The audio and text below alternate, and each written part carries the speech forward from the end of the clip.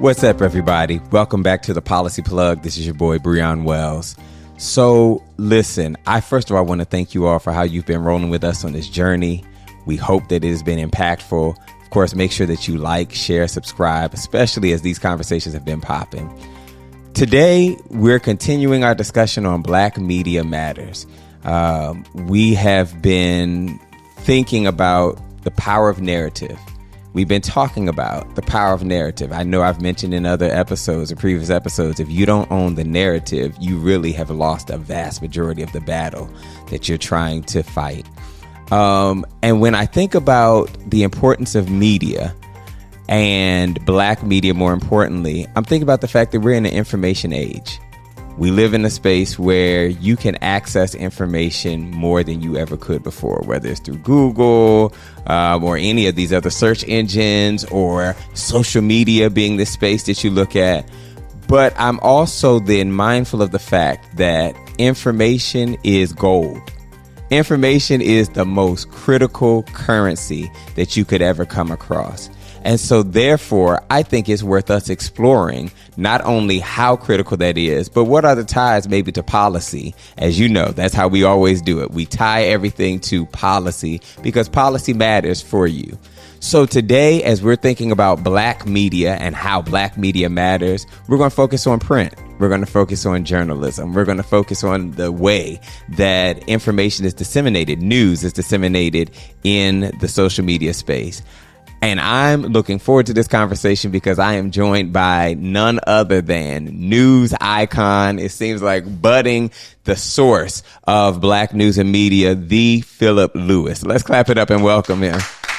Thank you. Thank you so much for having me on. I appreciate it. Absolutely. Yes, welcome to the Policy Plug. This is, I promise you, this is a cool vibe, a cool family. We're journeying on looking at all the different ways that policy touches our everyday life. So one of the things that we do, we really think that it's important, especially in narrative in this conversation, to kind of get an understanding of a journey. So who is Philip Lewis? Well, usually I just like to start off with my hometown. I'm from Detroit. Okay. That is a huge part of me, of how I grew up. I mean, that's where I was born. That's where I was educated.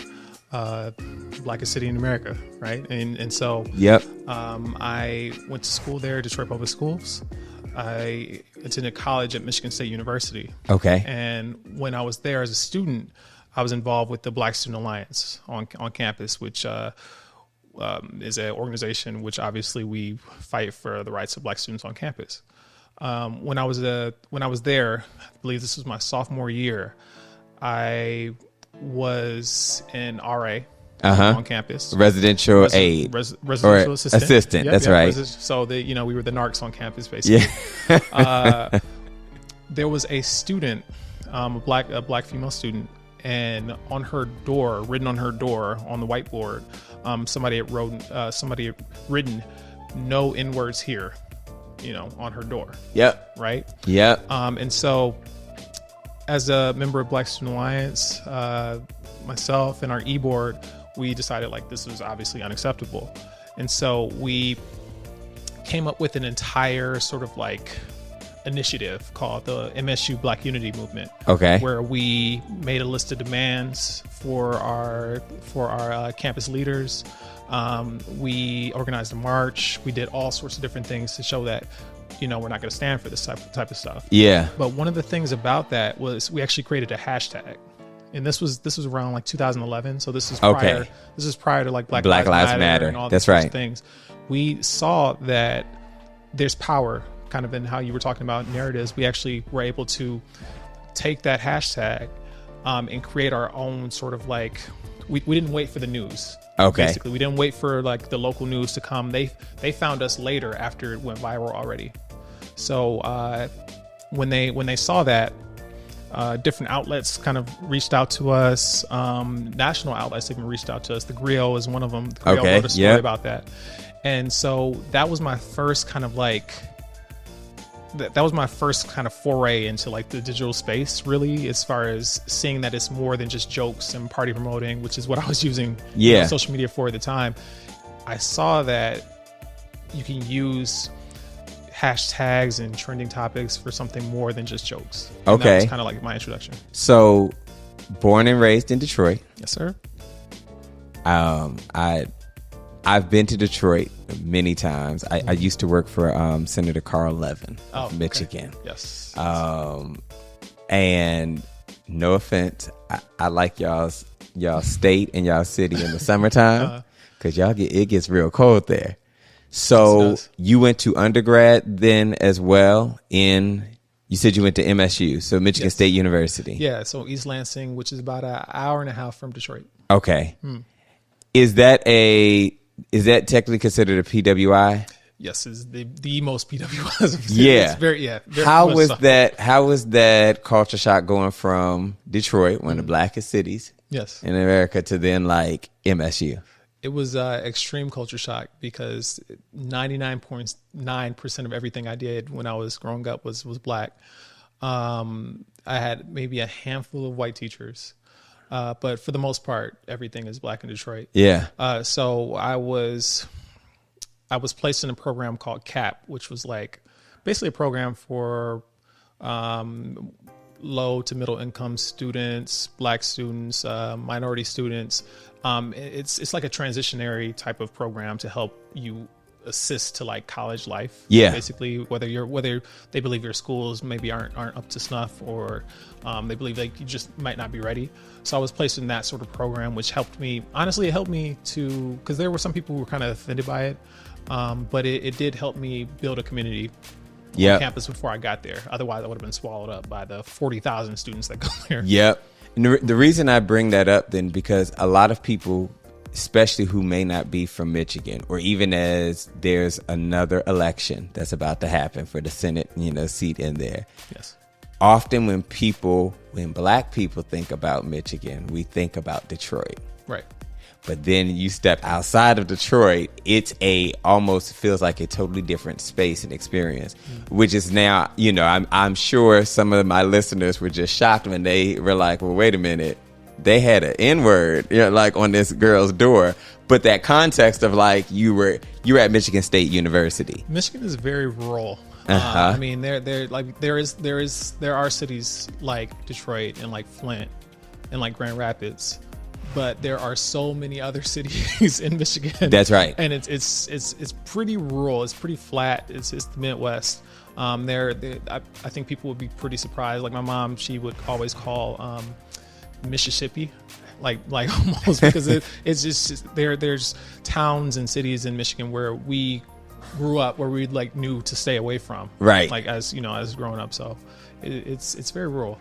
Got you. So you went to Michigan State University. That incident happened. You joined the Black Student Alliance. And this is through that experience is, as you said, when you kind of got into your foray of the power of information.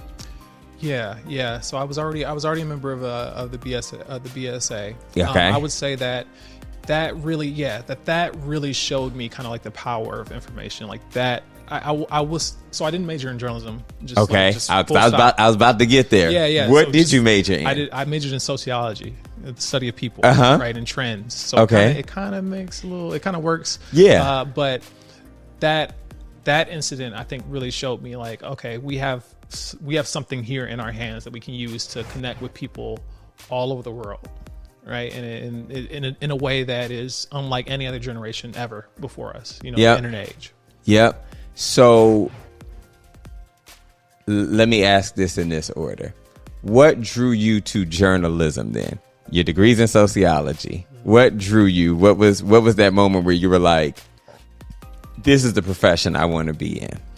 Well, a friend of mine encouraged it because I was on social media and I was kind of using it. This is around the time of like Vine was still kind of growing and all these other sort of like smaller platforms. People were starting to use social media in a way to monetize, in a way to like do different. This is still kind of, people are still trying to navigate that space. And so a friend of mine was like, you should do something with that, because at this point you're just like a random person with like 30,000 followers. Like that's, what are you actually doing with it? Right. And so I was figuring out like, okay, well, what is it that I can do with it? And so at that point I had applied to a bunch of different fellowships and internships in journalism, just because I was like, oh, well, I can write, I can figure it out, which we'll talk about later. But, right. But I that's what I was thinking. I was like, oh, I can write a little bit. I think I can figure it out.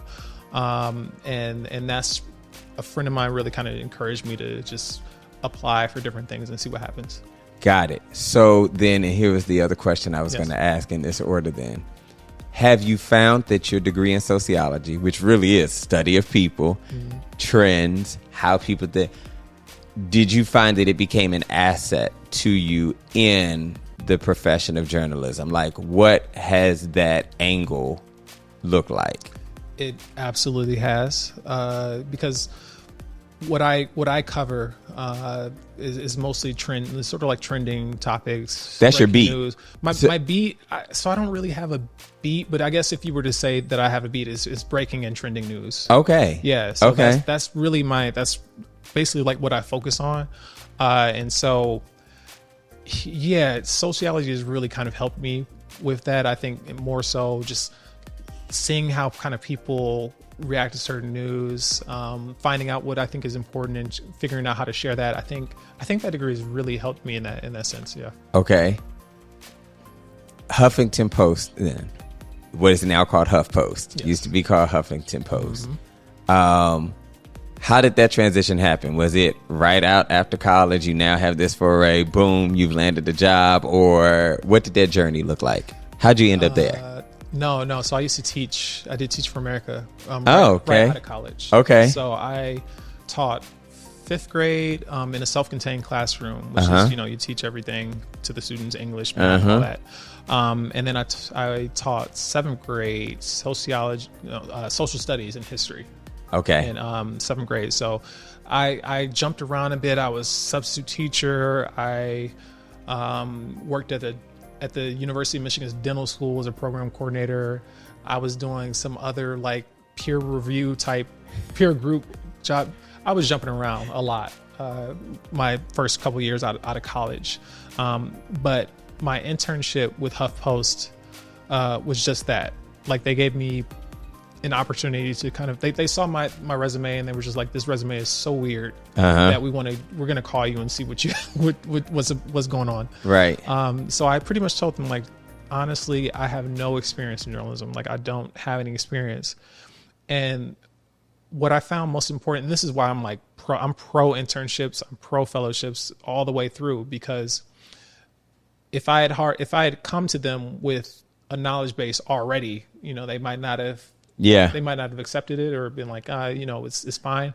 I told them, like, look, I'm willing to learn, and that's what an internship is, right? Yep. Like you're supposed to be taught, and that's how a lot of us, a lot of Black folk, a lot of folk of color, that's how we kind of get into these rooms. Yep. Through internships, and once we are able to put our foot in that door, then it's up to us to kind of make it, navigate it and make it however we can. Absolutely. So one of the things that we do here, we try to make sure we're building connection between our guests and the audience, because you all are obviously already doing wonderful things. So I'm going to ask you a series of questions that might feel uncomfortable, but trust me, there's a method to the madness. I'm usually on the other side. But it's let me ask you this first. You're a comic book fan? yeah. Sure. Okay. DC or Marvel? I like DC, and the reason why I like DC. Philip, we was on a good start, and then okay, go ahead. I'm listening. The reason, I don't know if this counts. The reason why I have a soft spot for DC is because the storytelling, and I grew up on the storytelling of Justice League. Okay. Justice League, like the animated series. Yeah. They used to come on like Cartoon Network or whatever.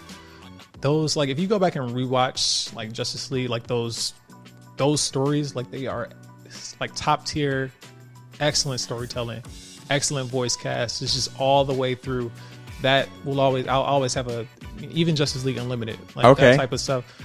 Those storytellings, like, they're always great. I used to always wait until I couldn't wait until like the next day, because it would always be, part 1 and part 2 for those shows. But that's why I'm always DC, man. I'm not a DC hater, and to your point, you're right. They do tell a good narrative. I think Marvel is taking them for their money on the screens, and how they are unpacking this. But okay, DC. Yes. You're clearly an avid reader. What's the most recent book you've read? Oh, okay. The most recent book I read was probably Giannis's autobiography. Giannis, the star player for the Milwaukee Bucks. I read his autobiography. I'm currently reading a book about the New York Knicks in the 90s. Okay. I'm a big nonfiction fan. But Giannis's book, I believe it's just called Giannis. Yep. That's the one I read most recently. Okay. How was it? Did you resonate with aspects of that? I liked it a lot. I liked it mostly because it's just real. Like it's just his life, kind of unfiltered. Again, I'm a big nonfiction fan. Okay. So those are sorts of books that I love to read. I just like to kind of read about what happened in the past, what it was, and what we can look forward to in the future, I guess. Absolutely. Okay. And then we're celebrating 50 years of hip hop. Yeah. We're at the 50th anniversary. Are you hip hop? Listen, who is your, I was going to say who you're listening to now, but who's your favorite hip hop artist at all time? Like of all time? If you had to pick one. Favorite hip hop artist of all time. If I had to pick one, dang, that's tough. I have to pick one. Yes, look, because I've had some guests that pick three when we asked them for only one. Pick one. Oh man, I'm gonna say Nate Dogg. Who? I'm gonna say Nate Dogg. Interesting. Yeah. Did not see that coming. I'm gonna What say is Nate it Dogg. about Nate Dogg? I think the type of melody and like the type of music that he was doing at the time was just a little ahead of his time. Like I can see him fit in. He would fit in like perfectly, almost like today with like some feature with I don't know some rapper today. Okay. But I just really his music just kind of lasts. It lasts. Out of all the rappers today, like his music really lasts, and that's what I like. Got it. I don't know in these questions what I was expecting, but you give the most unexpected answers. And this is fascinating. This is a fascinating conversation. This is really, you give the most unexpected, but I can appreciate, I'm hearing the logic and I'm seeing the logic. So getting back then to, you're at HuffPost. I think, and I heard you say something earlier that was important. Your friend encouraged you because you had about 30,000 followers on, at that time it was called Twitter, was now called X.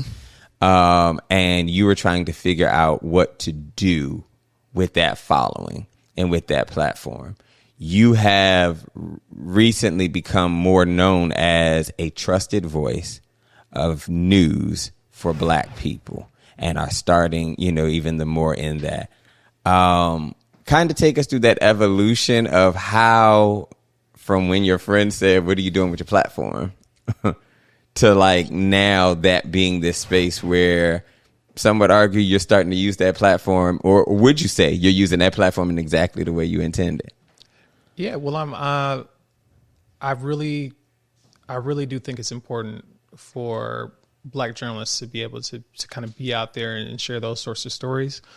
Let's see. I would say I wasn't obviously. I just take it day by day because I wasn't planning on any of this really. Yeah. But I did notice that there was a void. When I started off at HuffPost, one of my main things that I wanted to like focus on was stories that I was not seeing. Like stories that I wasn't seeing covered in whether it was our newsroom or other newsrooms. Okay. So if you look back at some of my earliest stories, there's stories that I found just from talking with people, or stories that I found like maybe popping up on Facebook that maybe our other editors didn't maybe find that interesting. those were sorts of the stories that I was trying to find. I was trying to find stories that had maybe a social justice angle, that had the potential to maybe go viral, but also had kind of a angle to where people didn't know about it, right? Or weren't aware to it. Yep. Or weren't aware of it. So that's basically what I try to do, even like to this day. I'm trying to shed light and spread awareness about stories that I think just are underreported or maybe even misrepresented, stories that I think maybe one outlet isn't covering as well. I might try to figure out if there's a way that we can cover it better. Okay. Those are sorts of the things I'm looking at when I'm trying to, cover a story or share a story or anything like that. Before we jump into what I'm sure people expect us to jump into on the diversity, equity, inclusivity in journalism space, what would you say, in your opinion, is the status of Black media today? So I just recently wrote a story about the Black press, right? And so I tried to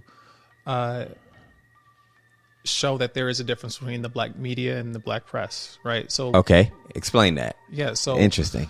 So Black media usually is it's people use it as a catch-all to mean everything that is in the orbit kind of news, right? Okay. Of news, right? So that's usually how I see it. It's kind of a loose collection of influencers, sometimes journalists, gossip bloggers, internet personalities, and all of the sort. Like that's usually, they all kind of fall under that Black media. So whenever people are talking about Black media, they're usually talking about one of those sorts of things.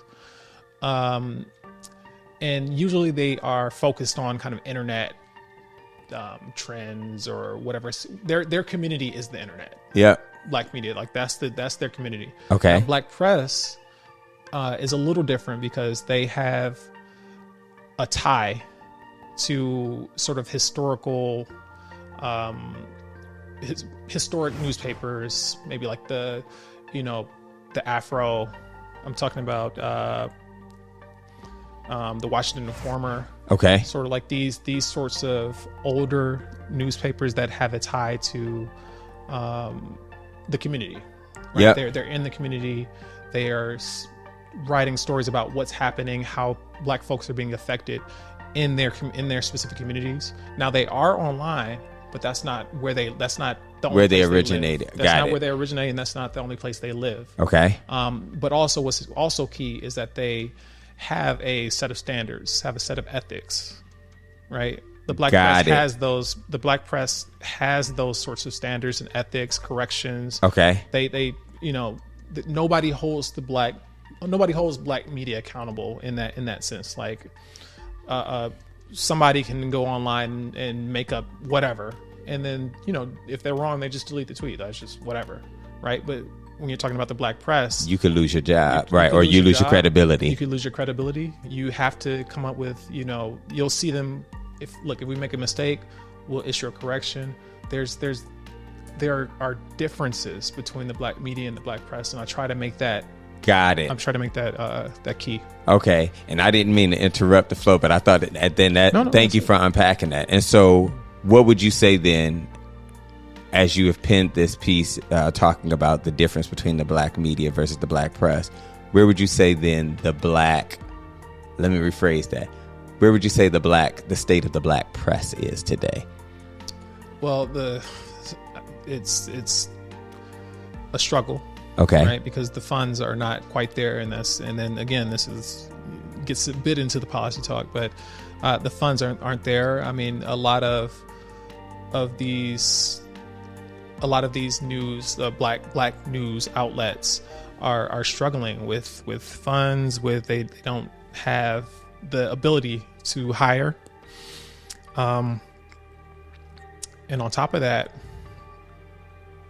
we're in so many, there are so many news deserts around, right? There are news deserts. More and more newsrooms are shuttering and leaving entire communities without any access to news outside of just, logging onto their phone and seeing what's happening, online. But I don't quite consider that.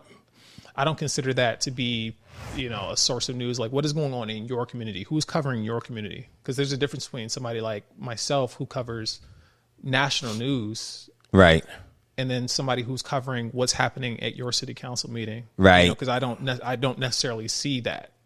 Like, I rely on local journalists just as much as any other news outlet, like the New York Times, Washington Post. These places that are larger, obviously they're localized, but they are larger outlets. They also rely on the local journalists for their stories, because we're looking at them and we're seeing what's going on. So when these newsrooms, when they disappear, it's even worse with black newsrooms, because, how do they say it? They say, if white America, catches the cold. Yeah, the black America gets the flu. It's just like that with black media, with black press.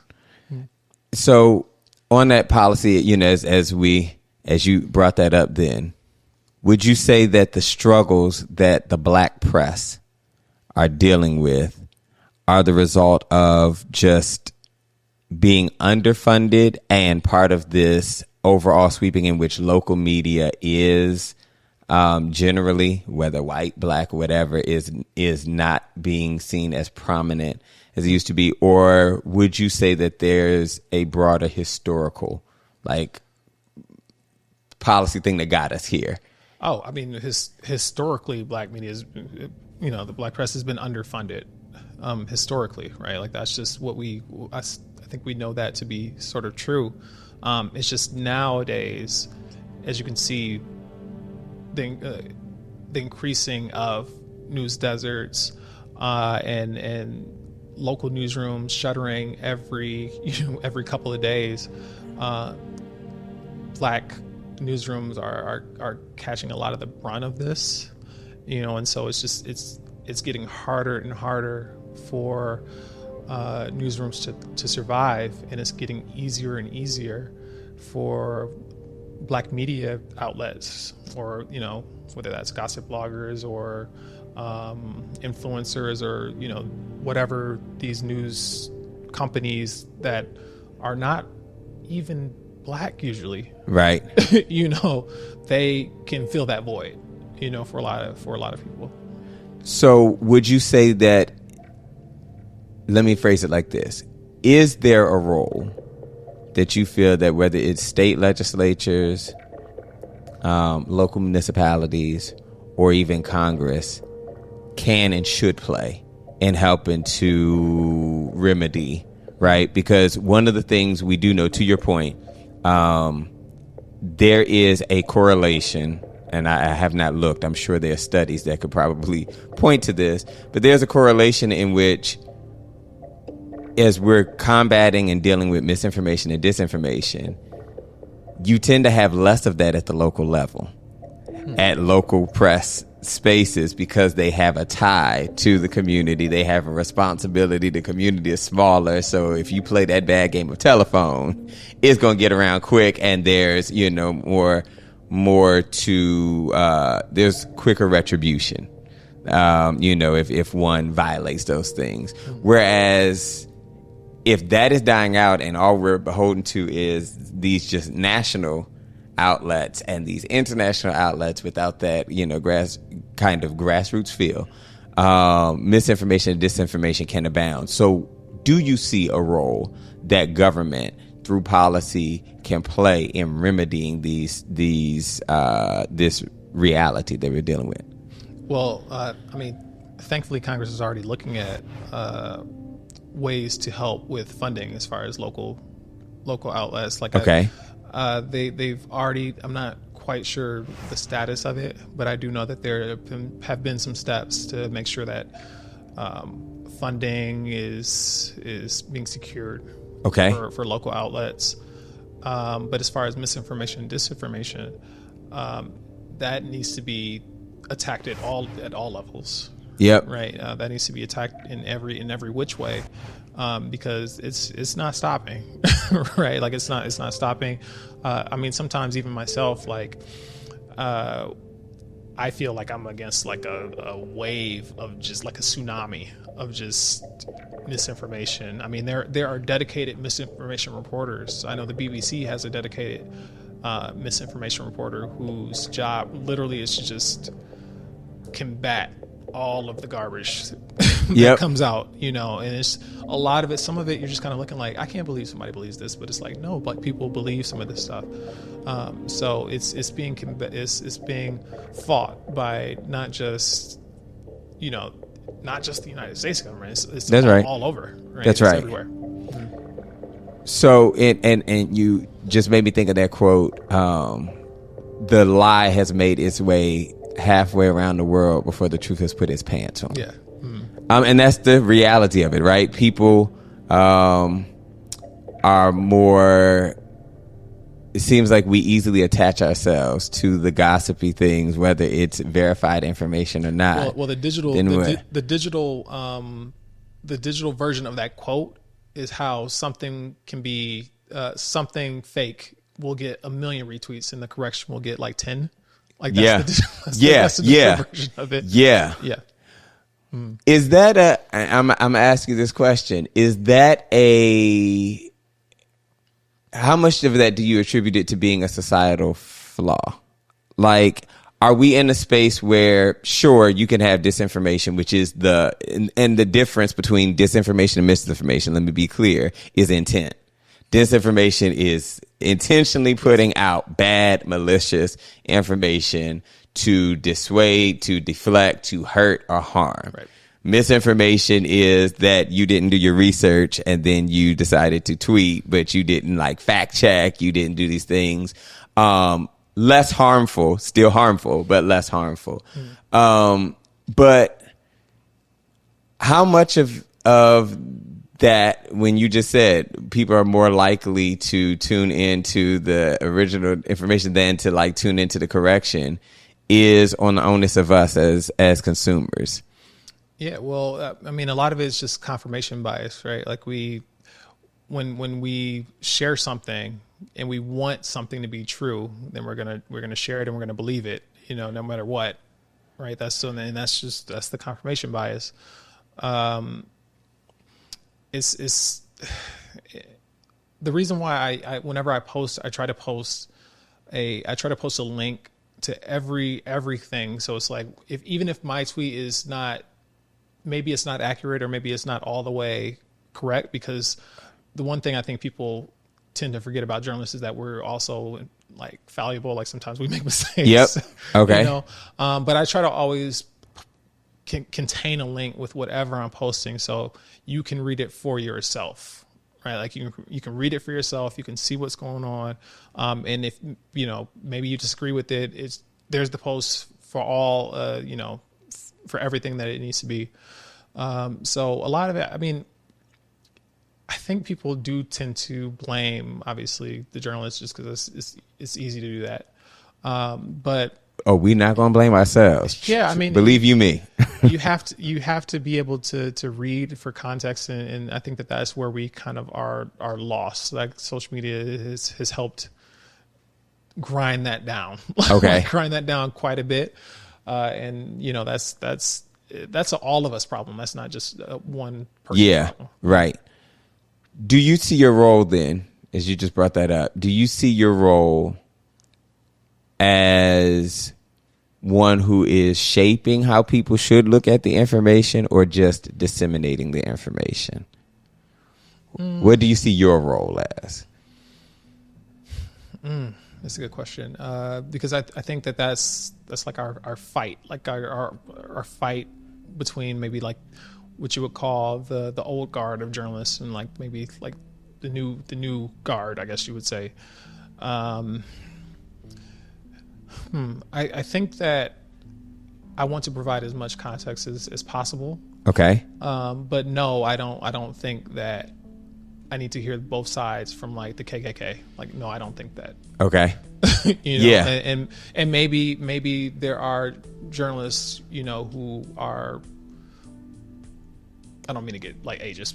Maybe there are journalists from like the past who think like it's important to hear both sides of like an argument for you to make it for you to decide for yourself. I don't necessarily think that, and I think that there are some things that are just wrong, right? And so I know that that's kind of there are people who are like, well, journalists shouldn't really be in the business of figuring out of determining what's wrong or what's right or things like that. But I do think that journalists, we are moving in that space. Like journalists are moving kind of in that world. Okay. And the reason I ask, and I appreciate you answering it, because it is often a tension-filled question no matter which industry, because I think the reality is we can't say that there's systemic and institutionalized and structural racism or sexism, whichever one you want to use, which that means the reality is, as I often say, it's not like it was just one racist individual. It was also the policies, it was everything that was embedded in the system. So often in these spaces, they weren't built for Black, brown, other multi-marginalized context. Yeah. Wasn't built for that narrative. So it always feels like a tension-filled space to know, even though traditionally we don't do these things, is it wrong for me to now bring my narrative, my truth, and what is, and this say, or to your point, to say, we have known historically that this person or this group, this faction has been a problem. And that just by my existence in this space, we have a new way of or a different way of conveying information, different way that works things. The vast majority, I'm curious, of HuffPost's readership, subscriber, is it multicultural? Is it predominantly white? Like, who's your audience that you're often speaking to from your HuffPost lens? I mean, I do know that it's predominantly women. Okay. I'm probably gonna say this is probably predominantly white. I don't have obviously the stats like on me, but that's for the most part predominantly female, maybe from 30 to 65. Okay. So probably like the main. I probably shouldn't be talking about this. No. I don't know. I don't know exactly. That's but that probably tends to be. That's probably about right. Yep. Did you happen to cover then when the Dobbs decision came down? Did you cover that? Because I would argue that was clearly a trend then, which would fall down in your lane. How was that? Because, I'll say the viewership being what it is, we know that all women are impacted, yes, by reproductive rights in this sort of conversation that the Supreme Court has now waved in, and we're looking at the policy decisions of that. But we're not always having the same conversations or the right conversations across, and more specifically like Black women and brown women and versus their white female counterparts. How was that for you covering like a Dobbs decision? Because I would say, from a policy space like that, the viewership and the subscribership probably being, mostly what it is. How did you navigate that? So we're lucky to have a pretty diverse team of women covering the Supreme Court really in general. Okay.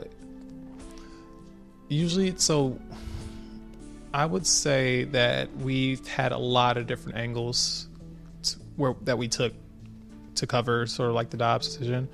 Whether that was, I believe we had, so Elena is our, she is basically our women's reporter, and she's covered it like so well in a lot of different avenues. But we've also had personal stories, like people we've reached out to, Black folk and trans folk and all sorts of people, as far as covering how it affected them or how it affected someone close to them. So we've been, and that's just one thing I do when people ask me like why I've been at HuffPost so long. I think it's just because it's such a different sort of newsroom. Okay. And that's kind of why I enjoy being here the most, as far as like the things that we cover you might not necessarily see in the New York Times or somewhere else. Got it. What other policy areas do you focus on? I know I read somewhere, I hope I didn't read it wrong, but education. So I know you've been following what's happening in Florida, what's happening in this, shall we say, anti-CRT space, the silencing sometimes of Black voices and Black history, yes. Black leadership. So what specific policy or topic areas are you focused on right now?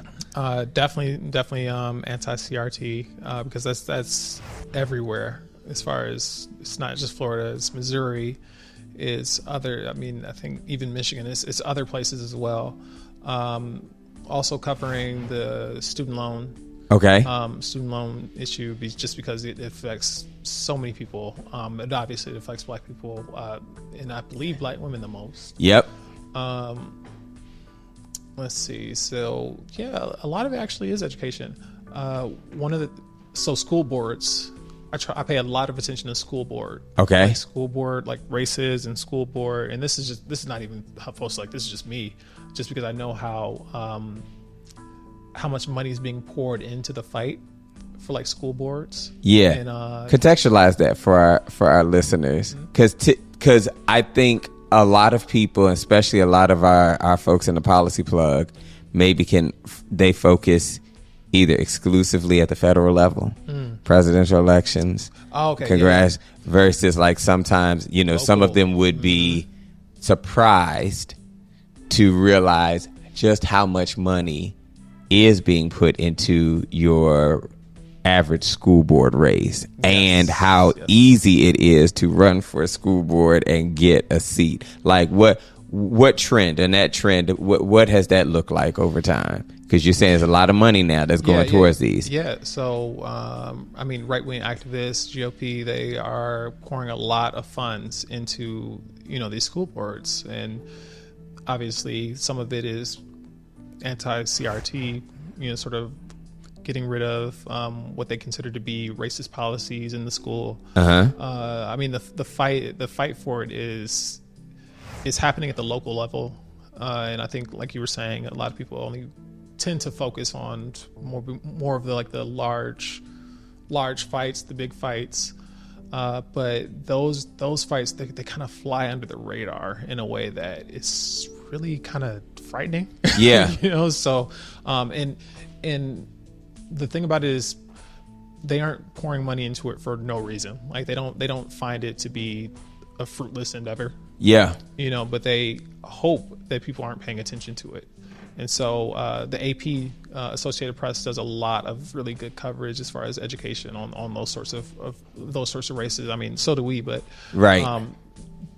It just so happens that we are also losing a lot of education reporters at this time. Like, a lot of education reporters are being laid off. People are axing entire education writer verticals. Yep. That's happening right now as all this is happening. So it's just something to think about. If you had to give an estimate, we already talked about, at the local level, there are fewer news stations, news reporters. And then you just brought up in education, we have less and less, sometimes of these reporters, journalists that are pointed towards that. If you had to give softball estimate, how many of our Black journalists at the local level that focus on education or focus on the school board, what percentage would you assign to that?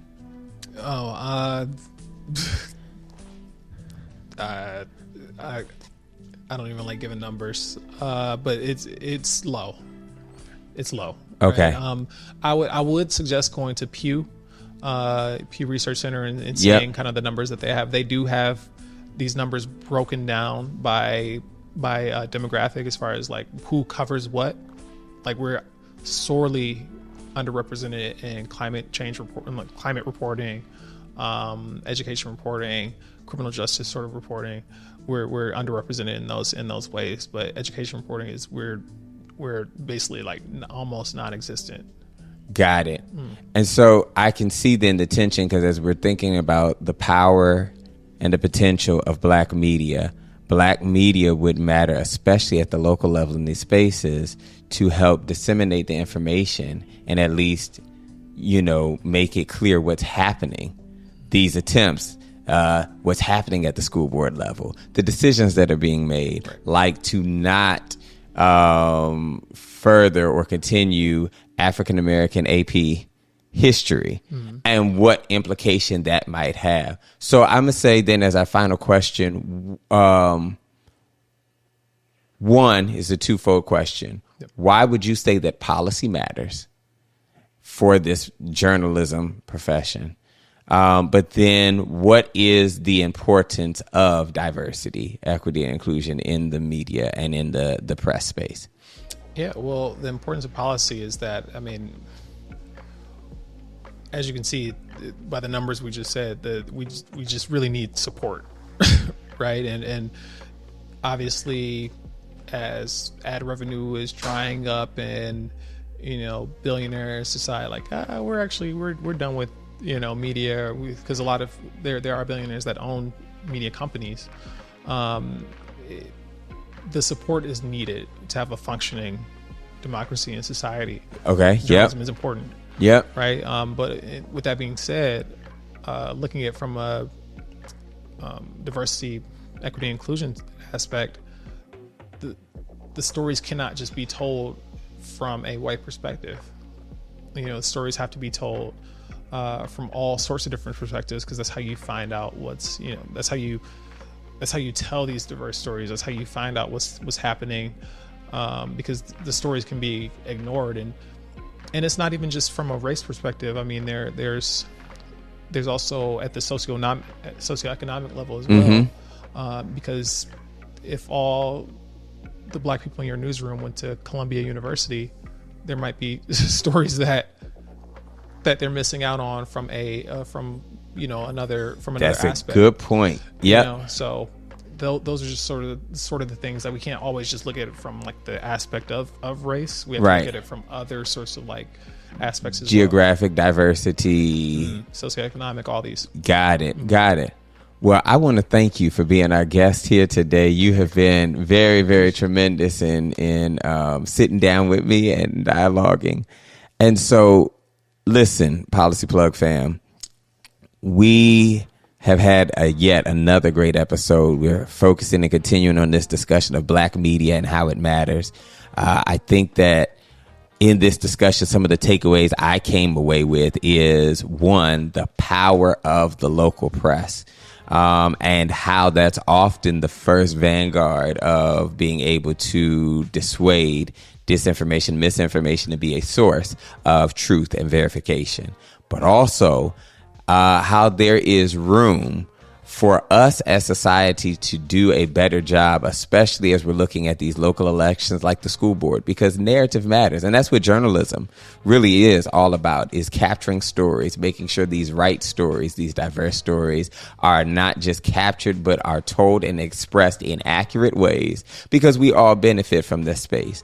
We discussed how maybe there is a role for Congress to roll up at the table, how they are already looking to bring forth some more funding to make sure that local media outlets are okay, but also the importance of having folks like Philip Lewis at HuffPost or these other national spaces in these posts, because it gives us agency. It gives us a space where we can not only read accurate information, but that we can know that we have in some ways someone who can show up and make sure that our imperatives, our narratives, our stories are represented. So make sure that you take the time, and maybe it doesn't have to be all the time in the world, but look out, find out one local media outsource, take a few minutes, read an article or two, pour into that, and make sure that, especially if it's a Black source, that you are supporting our Black, our brown, our multicultural journalists, because our voice is told through the pens that they write the ink and the things that they use to convey the information. This has been another episode of The Policy Plug. This is the space where we humanize the people who influence policy and bring the policy to the people.